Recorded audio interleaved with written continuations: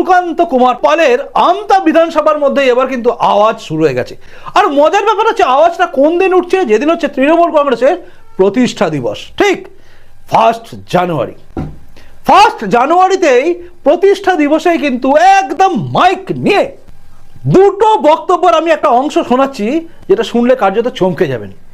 এই রাজ্যে রাজ্য বিজেপি যুব মোর্চার অন্যতম কার্যকর্তা সম্পাদক অমিত সামন্ত তার ফেসবুক আইডিতে পোস্ট করেছেন এটা। 2021 সালের যে সর্বনাশটা আমরা ডেকে আনলাম, যে একজন অপদার্থ মানুষকে একজন হঠাৎ করে এসে বসা প্রজাপতিকে আমরা সিংহাসনে, রাজ সিংহাসনে বসিয়ে দিলাম, তার যা পরিণতি হওয়ার তাই আজকে হচ্ছে।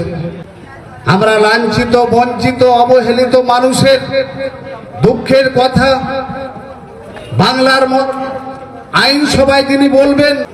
আমরা এই আশা করেছিলাম যে আমাদের বক্তব্যটা বিধানসভায় তুলে ধরবে একদম তরতাজা যুবক, কিন্তু দেখা গেল কি আইনসভা বসছে কোথায়? আইনসভা বসছে বাইনান বাজারে। আমি যেটা বলবো এটাই শেষ কথা। সংবিধান তৈরি করছি আমতা কেন্দ্রের জন্য। আমি বলছি আমার বাড়িতে যাবেন। যিনি বলেন তিনি হচ্ছেন নবসেনা, ইনি হচ্ছেন উপপ্রধান। কোথাকার উপপ্রধান? আমতা বিধানসভার খালনা গ্রাম পঞ্চায়েতের উপপ্রধান তিনি হচ্ছেন এই নবসেনা।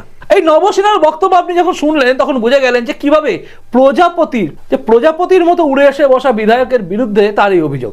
শুনে বোঝা যাচ্ছে যে চাপিয়ে দেওয়া হয়েছে।